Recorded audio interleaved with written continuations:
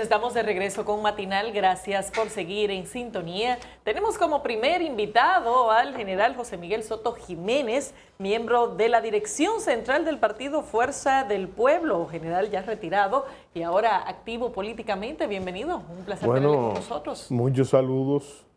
Afortunadamente me encuentro entre amigos, afortunadamente. Pero además, señores, quiero, más allá de la formalidad, mandar un mensaje muy dominicanista y ahora pueblista a toda la audiencia de este espacio. A raíz fundamentalmente de la marcha que yo quiero decirles. La marcha de ayer. La marcha de ayer, del Día del Trabajo, que en un día emblemático, porque hay que saber también, yo creo que el éxito comienza con la escogencia del día. Eso ha menguado ya en el nuevo mundo posguerra fría, pero ese era un día... El Día Internacional de los Trabajadores. Exactamente. Entonces, yo pienso que fue una marcha monumental, sabiendo muy bien que yo estoy aquí no solamente en condición de dirigente de la Fuerza del Pueblo, sino también como testigo. Y un testigo vivencial, porque por mis años y mi ejercicio, recuerden que yo he visto muchas marchas de un lado y de otro y tengo esa experiencia. Y lo de ayer fue sencillamente un evento sin parangón, en un día emblemático, pero sin parangón. Porque estamos hablando... La diferencia de ayer es que usted en este caso entra como participante. Sí, no solamente como participante. Recuerda, cuando yo hago referencia de que tengo referencias muy anteriores, estoy hablando desde el punto de vista de mi largo papel como militar, la seguridad, y en épocas muy difíciles. Entonces, yo tengo más bien, y sobre todo el trabajo de formación de Quinta República, de cuando se formó Quinta República, que nosotros hicimos eso mismo, naturalmente no de esa tremenda magnitud. Muchas veces conocemos los escenarios muy bien, y yo pienso que de eso debemos precisamente hablar. Lo primero sería, siguiendo un curso más o menos militar, yo diría, no político, la apreciación de la magnitud de ese evento.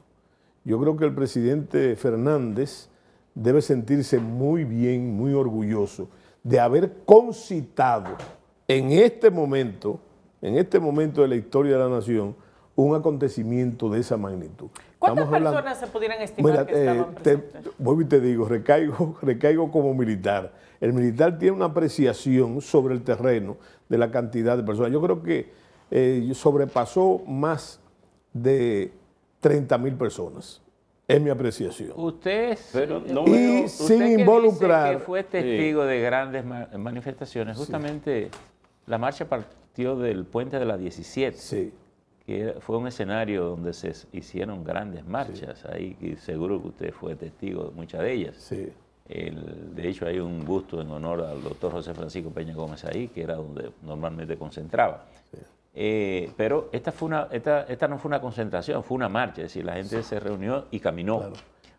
Pero hubo también de la 17 hasta el Malecón. Como corolario siempre había marchas posteriores. Imágenes de ese lugar concentrándose en el puente de la 17, o sea, no hay un registro de fotos, sino que de la marcha. Te lo voy a hablar muy específicamente. Ahí hay tres, vamos a llamarle tres polígonos ahí arriba, ¿verdad?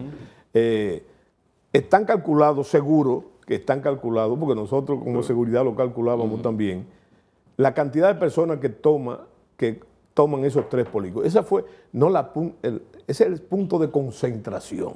Entonces yo le digo a ustedes, yo llegué a las 8 de la mañana, la marcha comenzaría a las 11:30, pero yo llegué ahí a las 8 de la mañana, o sea que yo vi cómo se fue nutriendo y el desarrollo, que es muy interesante, de qué pasó ahí.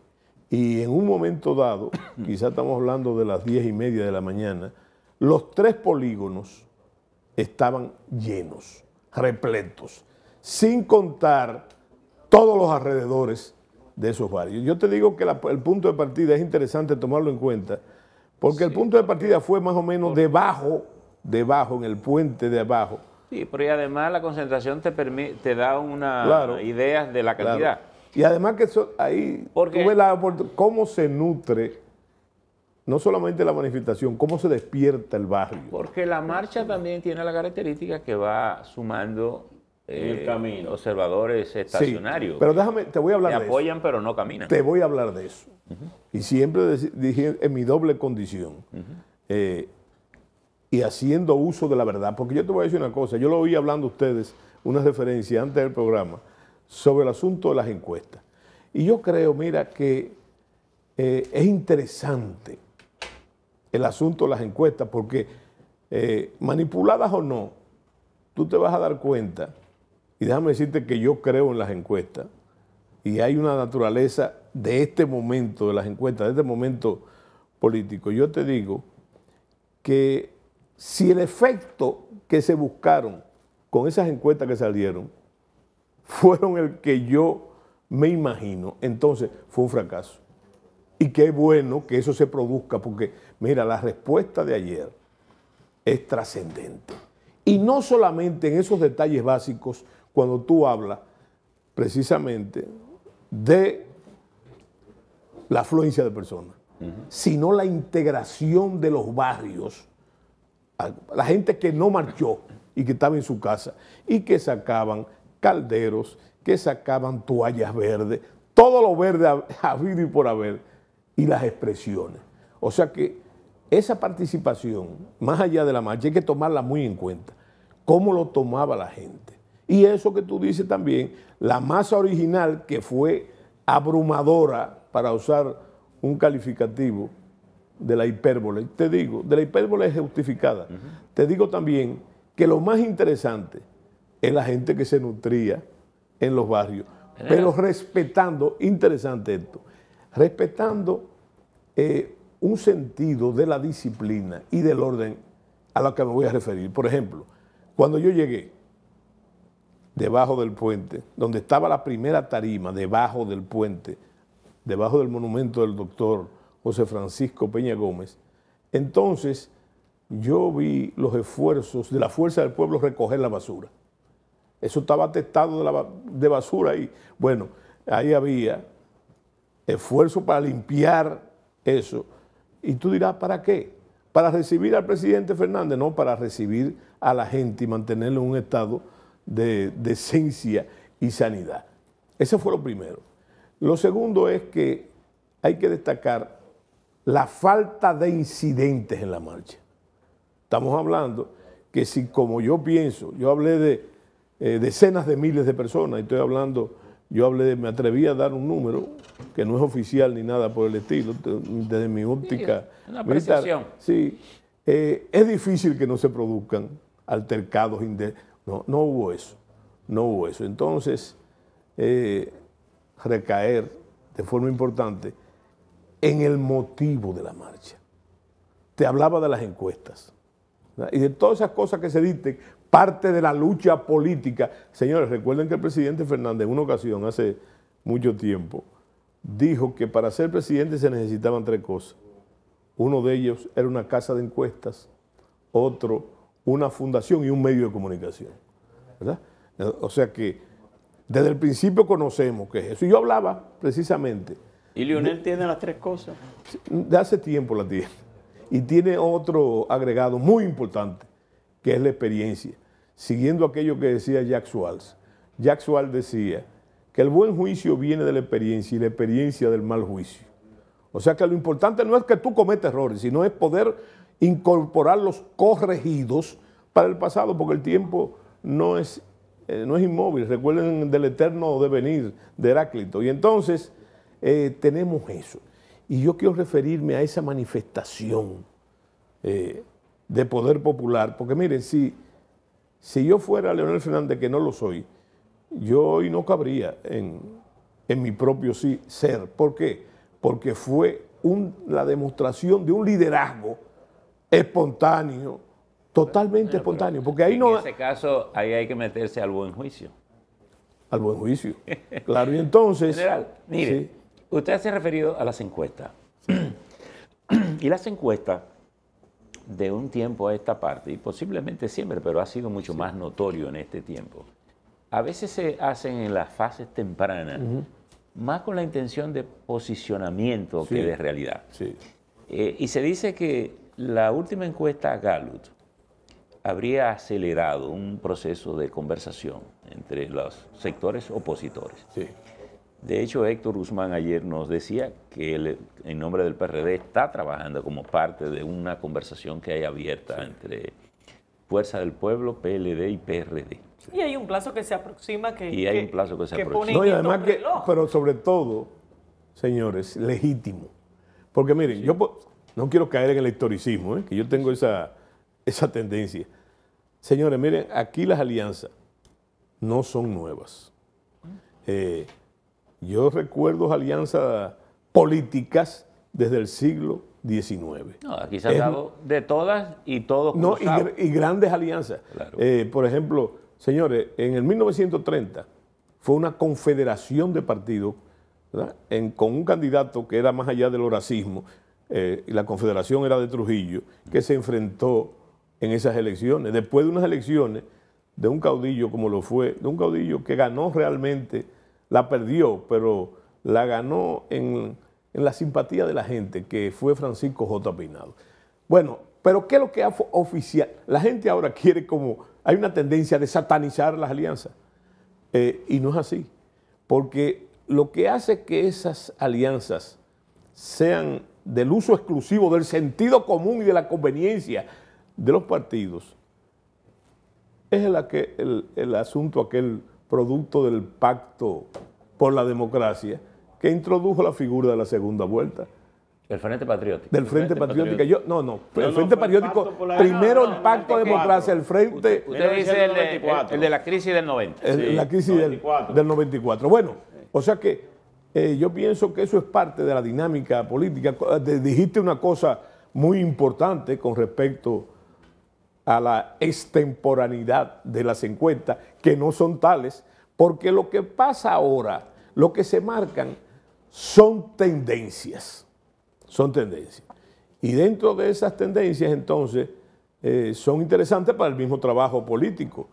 Pero en el caso de las alianzas, Abel Martínez, entrevistado la semana pasada, aquí en el grupo de medios Telemicro, él negó que se esté dando conversaciones en torno a alianza, aunque no la descarta. Es parte del juego. En el caso de Leonel Fernández, en Casa de Campo, habló por igual que no hay ningún tipo de dijo que no hay y que no se cerraba la posibilidad. Que no se cerraba. Sí. Pero dio un detalle y dijo que en el caso de la Fuerza del Pueblo o en el caso de José Francisco Peña Guava, que era el partido que estaba buscando un frente en contra, un frente opositor, o sea, que planteaba que todo fuera a través de ese frente opositor que plantea la Fuerza del Pueblo a través de José Francisco. Porque lo que decía Abel es que hasta que no se produzca la reunión del comité político, que está prevista para el 8 de mayo, nada de esto es oficial. Eso es parte del juego. Pero dijo que no se descarta ninguno, que el único que está descartado de entrada es el PRM. Sí, bueno, sin lugar a dudas. Yo creo que es el gobierno.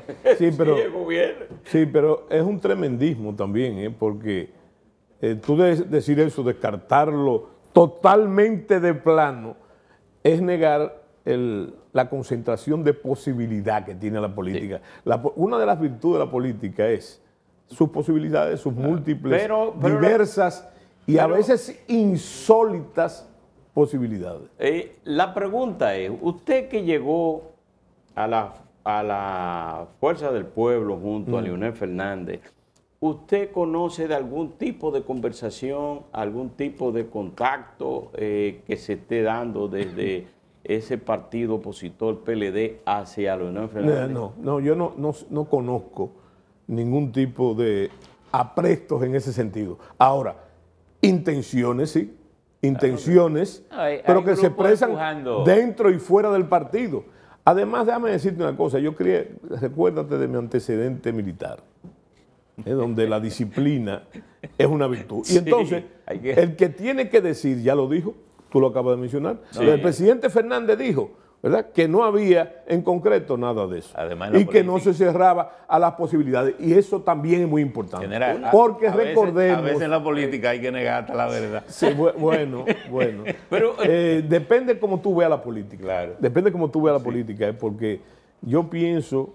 ¿Tú recuerdas el himno a la verdad de Ramón Emilio Jiménez? Bueno, yo pienso en eso. Yo pienso que el arma más poderosa en la política, se ha hablado de truchimanerías y muchas cosas, es la verdad. Sí, pero estratégicamente hay cosas que no conviene decirlas. Sí, por ejemplo, si usted es sí. presidente y le preguntan por la reelección, lo más ilógico es que usted diga que va a la reelección y despertar el avispero. Sí. Eso es una cosa que se dice en última instancia. Eso es un principio, lo que tú estás insinuando es un principio de la guerra que se llama la sorpresa. Y recuerden que el doctor Balaguer llegó a decir que iba a la reelección después de haber dicho que no, un mes antes de la elección. El día anterior decía que no iba y al final, al otro día, a las 2 y pico, inclusive hasta fuera de horario, se inscribía. Sí. Hay una pregunta que me asalta la mente. Sí. ¿Quinta República dejó de existir, se fusionó con la Fuerza del Pueblo, o es usted como figura que va y se alía con Leonel Fernández? Qué bueno que tú hagas esa pregunta, porque he visto que hay medios, por ejemplo, que confunden una cosa con la otra. Quinta República está ahí y es aliado. Ok, es en alianza la conexión. Pero Soto con Jiménez ingresó a la Fuerza del Pueblo como ciudadano, en pleno derecho de mis posibilidades y sobre todo deberes. O sea, la Quinta República es un partido aliado a la Fuerza del Pueblo, pero Soto, usted como presidente, como Soto Jiménez, entonces ingresa a la fila de la Fuerza del Pueblo. Y al hacerlo, estoy ejerciendo un derecho de plena ciudadanía, ¿verdad? Yo que nunca había dado ese paso, entonces ahí está la pregunta clave. ¿Por qué? ¿Por qué? Porque yo creo que hay que construir una voluntad política que pueda redimir al país de sus grandes problemas. Y esa es la motivación de la marcha. ¿Bajo qué liderazgo? Y ya yo lo expresé en sentido general, de que el hombre indicado y que tiene la experiencia de lo que, óyeme, y no hay que ser brujo ni analista, simplemente hay que ver las circunstancias, ver el tablero. Es el presidente Leonel Fernández Rey. General, el tema de la seguridad en Haití ha estado captando la atención fuera y dentro del país. ¿Qué le ha parecido la posición que ha mantenido el gobierno de Luis Abinader con relación a eso? No, yo he hecho mis críticas. Primer plano, cuando el presidente, al comenzar su gestión, tomó el tema haitiano, yo siempre lo apoyé como ciudadano, desde mi trinchera ciudadana, lo apoyé. Ahora bien, pasado el tiempo, he visto que no se ha logrado absolutamente nada. Tenemos 3 años, señores, clamando por algo que yo considero deseable, pero insólito. ¿Cómo qué? Como la ayuda para Haití. Señores, en mi experiencia, los últimos 4 presidentes han tenido el mismo discurso. Y yo pienso, aunque sea algo arbitrario, que en esta situación, el problema, en la actual situación de las relaciones haitianas, el problema ya no es ese. Seguirá siendo ese desde el punto de vista humanitario, teniendo en cuenta que Haití siempre ha promovido lo que yo llamo la estrategia de la lástima.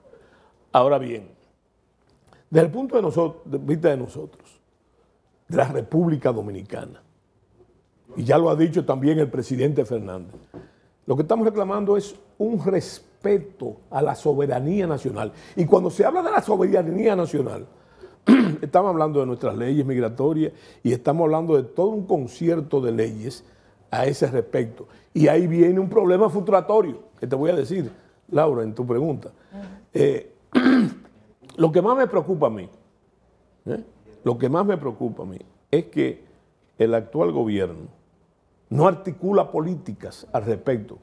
Los gobiernos se expresan, más allá del individualismo y del cacareo de los medios, se expresan en base a políticas. Yo no he podido identificar, por ejemplo, una política migratoria. Yo no lo he podido identificar. General. Yo no he podido identificar una política haitiana. Yo no he podido identificar una política fronteriza. ¿Qué usted cree ¿Qué vamos a no, ¿Qué usted cree que se debe hacer? Lo más simple, cumplir la ley. Cuando los presidentes en el Congreso levantan la mano y juran, ¿qué es lo que juran? Cumplir y hacer cumplir las leyes de la República. Porque nosotros somos un país lleno de leyes vírgenes, de leyes intocables. General. Muchas de ellas que no se cumplen. Entre ellas las que tienen que ver con ese tema. General, usted conoce la historia, conoce la frontera por su experiencia militar, Sí. y ahora la trata también en el plano de la política partidaria. Está participando en un partido que quiere llegar al poder. Posiblemente un eventual gobierno del presidente Fernández en el 24 tendría que enfrentarse de nuevo a la realidad haitiana, Sí. con una diferencia ahora que es nueva, que tenemos un país sin cabeza, es decir, país colapsado totalmente.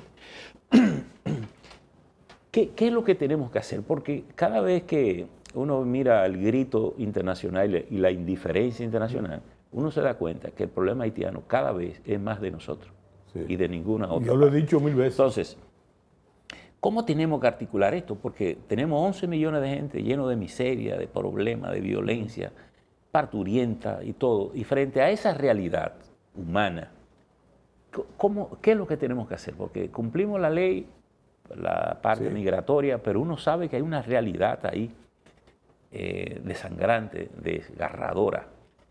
¿Cómo definir nosotros una política como Estado, cumpliendo la ley? Sí.